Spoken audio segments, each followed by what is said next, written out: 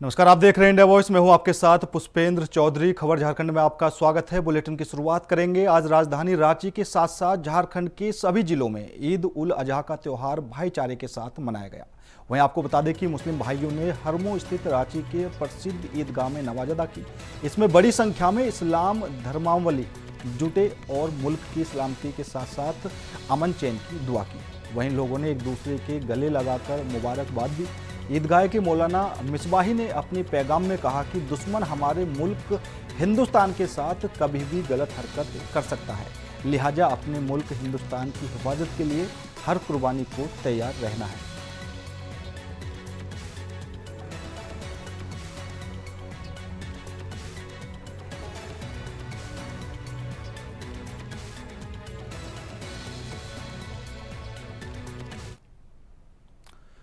बढ़ते अगली खबर की ओर। चक्रधरपुर के डीआरएम तरुण हुरिया कांड्रा रेलवे स्टेशन पहुंचे, जहां उन्होंने स्टेशन का निरीक्षण किया और यात्री सुविधाओं की जानकारी ली। सरायकेला आने के दौरान उन्होंने अधिकारियों के साथ मंत्रणा की और स्टेशन को और बेहतर बनाने के लिए एक्शन प्लान तैयार करने की बात कही है। डीआरएम ने कहा कि कांड्रा रेलवे स्टेशन इस मार्ग का एक महत्वपूर्ण स्टेशन है और इसे ध्यान में रखते हुए हम स्टेशन के विकास के लिए काम कर रहे हैं। उन्होंने बताया कि स्टेशन पर यात्री सुविधाओं को बढ़ाने के लिए एक कदम उठाए जा रहे हैं।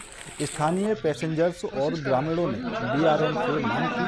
कोविड के दौरान कांड्रा रेलवे स्टेशन पर रुकने वाली 4 एक्सप्रेस ट्रेनों का ठहराव प्रभावित हो गया है, जिससे यात्रियों को काफ़ी परेशानियों का सामना करना पड़ रहा है। ट्रेनों के ठहराव को लेकर डीआरएम ने बताया कि रेलवे बोर्ड को अवगत करा दिया गया है और बोर्ड से आदेश मिलते ही ट्रेनों का परिचालन शुरू कर दिया जाएगा। डीआरएम ने कहा कि हमारी ओर से तैयारी पूरी कर ली गई है। रेलवे बोर्ड के आदेश का इंतजार है। जैसे ही आदेश मिलेगा हम ट्रेनों का परिचालन शुरू कर देंगे। इससे यात्रियों को काफ़ी राहत मिलेगी और उनकी यात्रा भी आसान हो जाएगी।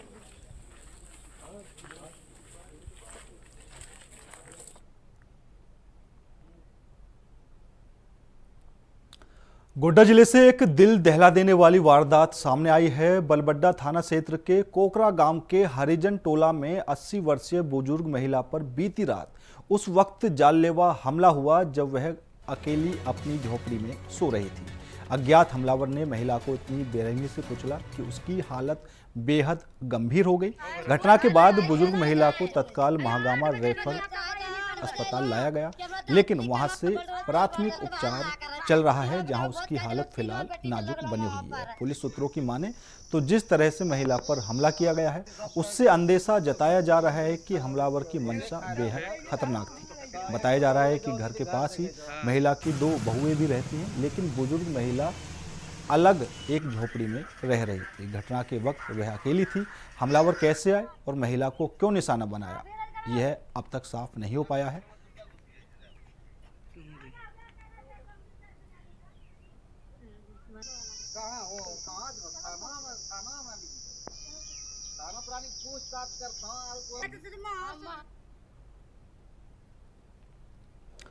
खबर जमशेदपुर से है, जहां ईदगाहों में शनिवार को ईद उल अजहा की नमाज अदा की गई। ईदगाह मैदान समेत विभिन्न ईदगाहों में सैकड़ों मुस्लिम समाज के लोगों ने अल्लाह की इबादत में हाथ उठाए और नमाज अदा की। मौलानाओं ने अकीदत और भाईचारे के साथ नमाज अदा कराई। नमाज के बाद मुबारकबाद और खुशहाली की दुआएं मांगी। नमाज अदा करने के बाद लोगों ने एक दूसरे को गले लगाकर मुबारकबाद दी और समाज में अमन चैन और खुशहाली के लिए दुआएं मांगी। ईदगाह परिसर में बच्चों से लेकर बुजुर्गों तक हर किसी के चेहरे पर ईद की खुशियां झलक रही थी। सभी ने आपसी भाईचारे का संदेश दिया और एक दूसरे को मिठाई खिलाकर खुशियां भी साझा की।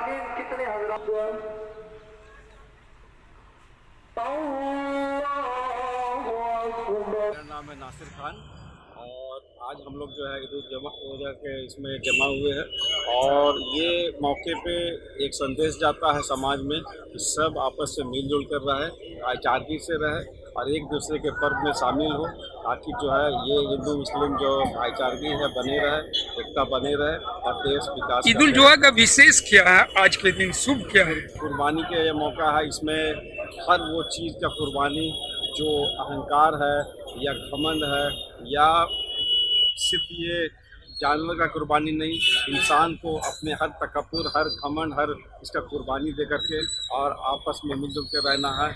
और यही खबर सरायकेला से है, जहां जिला दंडाधिकारी सह उपायुक्त नीतीश कुमार सिंह ने शुक्रवार को ईचागढ़ आंचल कार्यालय, चांडिल डैम और नगर परिषद कपाली का औचक निरीक्षण किया। निरीक्षण के दौरान उन्होंने बकरीद पर्व के मद्देनजर विधि व्यवस्था, स्वच्छता और सुरक्षा तैयारियों की विस्तार से समीक्षा की। उपायुक्त ने नगर परिषद कार्यालय में कार्यप्रणाली, साफ सफाई और कार्मिकों की उपस्थिति की स्थिति की जांच की। उन्होंने सभी विभागों को आपसी समन्वय बनाकर शांतिपूर्ण और सौहार्दपूर्ण वातावरण में त्योहार संपन्न कराने के लिए निर्देश दिए। निरीक्षण के दौरान कपाली क्षेत्र में व्याप्त जल संकट की ओर ध्यान आकर्षित किए जाने पर उपायुक्त ने समस्या के शीघ्र समाधान का आश्वासन दिया। इस दौरान जिला जनसंपर्क पदाधिकारी, नगर परिषद कपाली के कार्यपालक पदाधिकारी, चांडिल बीडीओ, कपाली थाना प्रभारी सहित अन्य संबंधित पदाधिकारी उपस्थित थे।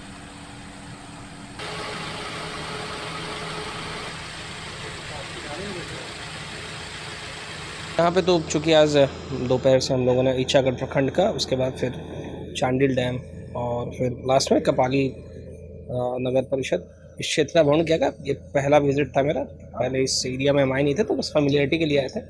बाकी यहाँ के जो एग्जीक्यूटिव ऑफिसर हैं उनसे जो नगर परिषद में क्या आबादी है, कौन से कैसे क्षेत्र हैं, रेवेन्यू के सोर्सेज क्या हैं, इसके बारे में जानकारी प्राप्त की गई। और बाकी जो समस्या है यहाँ के, जैसे पेयजल की समस्या है या सीवरेज ट्रीटमेंट की समस्या है, उसके बारे में ईओ ने हमें अवगत कराया है। तो इस संदर्भ में हम लोग अग्रिम कार्रवाई करेंगे। बेसिकली अभी तो समस्याओं को ही समझ रहे हैं। कमियाँ तो सच अभी हम लोगों ने कमियों फोकस में नहीं किया। अभी जो जनता को जो समस्या है और अभी जो ऑफिस को उन समस्याओं को निपटाने में जो कठिनाई आ रही हैं, उसके बारे में जानकारी प्राप्त करने का प्रयास किया गया है। तो नेक्स्ट टाइम जब क्षेत्र भ्रमण में आएंगे तो एक्चुअली फिर सभी मुख्य सड़क पर भ्रमण करके देखा जाएगा कि एक्चुअली क्या क्या कमियां हैं। फिलहाल के लिए तो खबर गोड्डा से है, जहां महागामा में पुलिस की बड़ी कार्रवाई देखने को मिली है। पुलिस ने 2 युवकों को अवैध हथियार के साथ गिरफ्तार किया है। पुलिस ने युवकों के पास से 2 देसी कट्टा और 4 जिंदा कारतूस बरामद किए हैं। वहीं एसडीपीओ चंद्रशेखर आजाद ने प्रेस कॉन्फ्रेंस करते हुए पूरे मामले का खुलासा किया। पुलिस को मिली गुप्त सूचना के आधार पर ये पूरी छापेमारी की गई, जहां पर 2 लोगों को अवैध हथियार के साथ गिरफ्तार किया गया है। और एसडीपीओ चंद्रशेखर आजाद ने प्रेस कॉन्फ्रेंस करते हुए इस पूरे मामले का खुलासा किया है।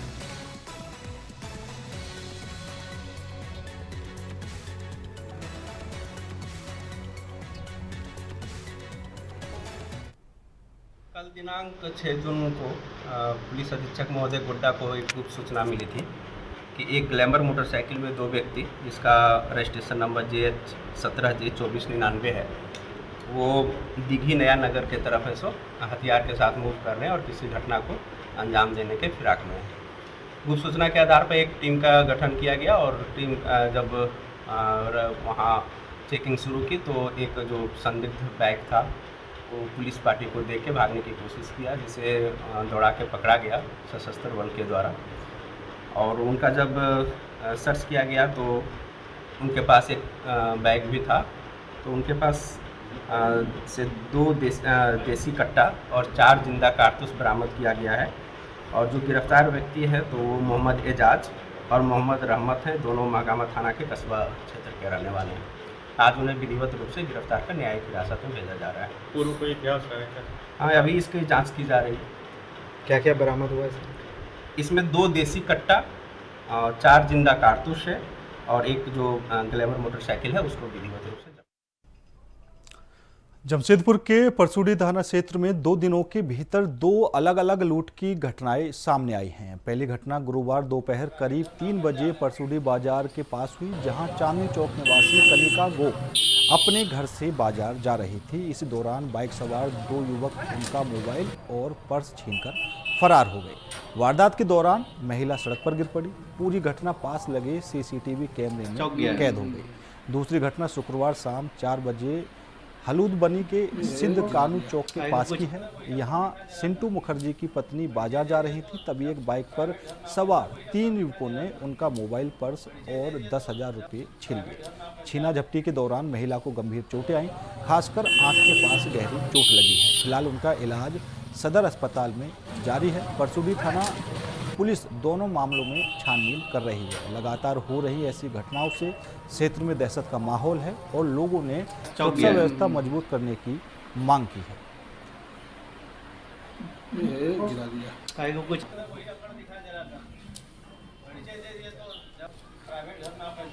मेरा यहाँ से बैग चोरी हो गया, छिनताई कर दिया।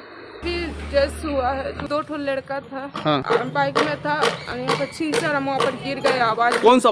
स्प्लेंडर बांधा हुआ था। मेरा मोबाइल है, टेलर का 3 ठो ब्लाउज है। हाँ। लाल कलर का बैग है। हाँ। और वहाँ पर पैसा था, टेलर का कॉपी था। तो आप यहाँ पर गिर गए, हमारे उधर सीधा भाग। झारखंड बीजेपी के वरिष्ठ नेता और पूर्व मुख्यमंत्री रघुवर दास ने कहा कि झारखंड में मौजूदा हालात ऐसी है कि आने वाले समय में यह मिजोरम और नागालैंड की तरह बन जाएगा। उन्होंने कहा कि हेमंत सरकार में शामिल एक ग्रुप झारखंड को ईसाई प्रदेश बनाना चाहता है, तो दूसरा ग्रुप राज्य को इस्लाम प्रदेश बनाना चाहता है। दोनों को सरकार का संरक्षण मिल रहा है।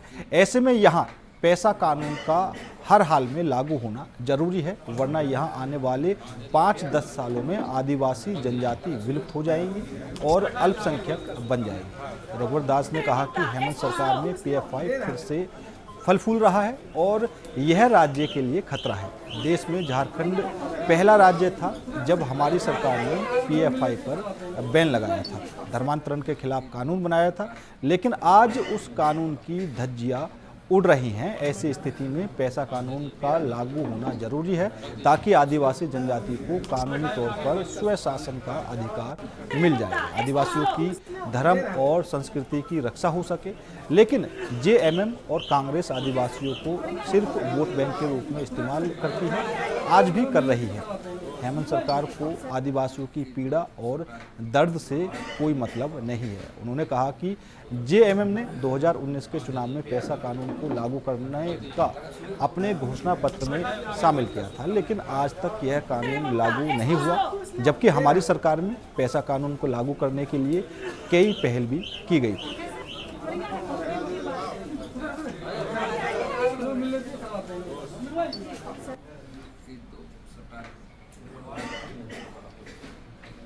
फिर भी जो सरकार चली गई, अब वह सरकार आया, उसने घोषणा पत्र में भी 2019 के, अगर JMM के घोषणा पत्र को देखें तो उसमें भी उन्होंने कहा था कि पैसा कानून हम लागू करेंगे।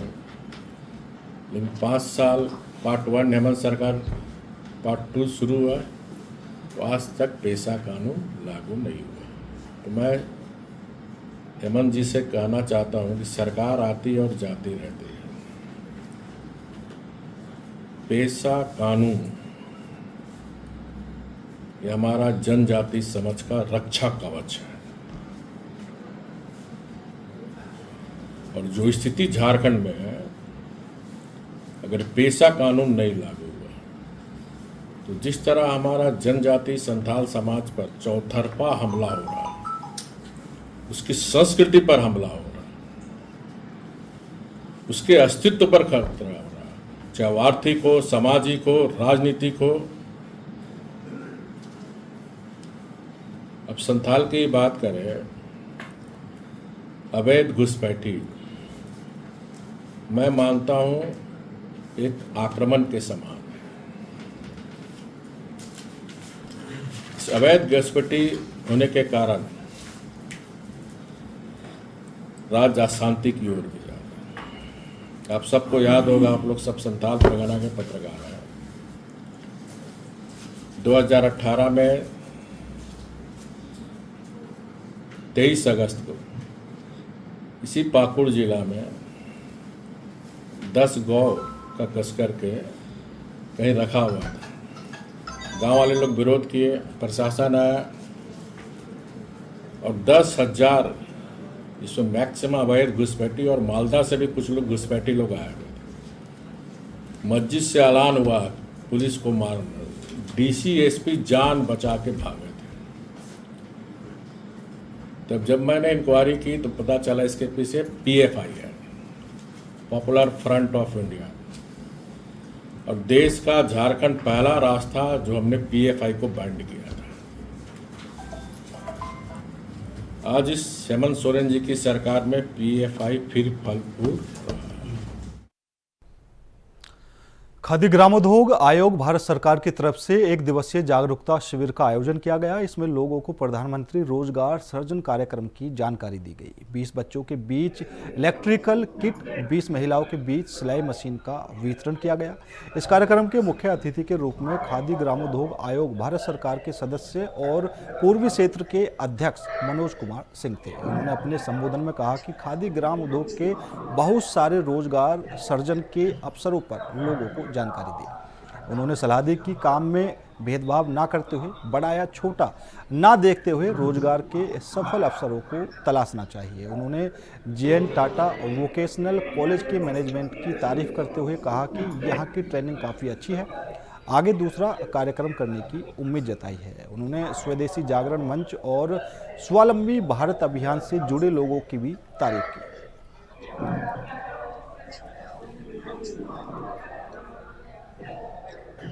आयोग भारत सरकार की एक संस्था है जिसके माध्यम से खादी के विकास के साथ साथ ग्रामोद्योग का विकास कैसे हो, जो हमारे पारंपरिक उद्योग हैं, घरेलू और कुटीर उद्योग हैं, उसके तहत यहाँ 20 सिलाई मशीन के लिए महिलाओं का ट्रेनिंग हुआ था और 20 इलेक्ट्रीशियन का।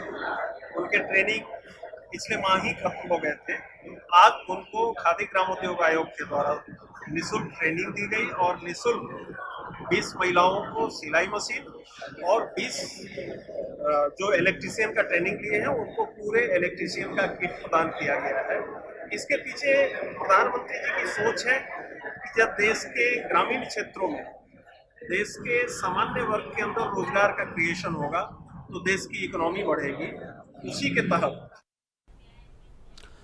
फिलहाल मेरे साथ इस बुलेटिन में इतना ही। बाकी देश और दुनिया की तमाम खबरों के लिए देखते रहिए इंडिया वॉइस।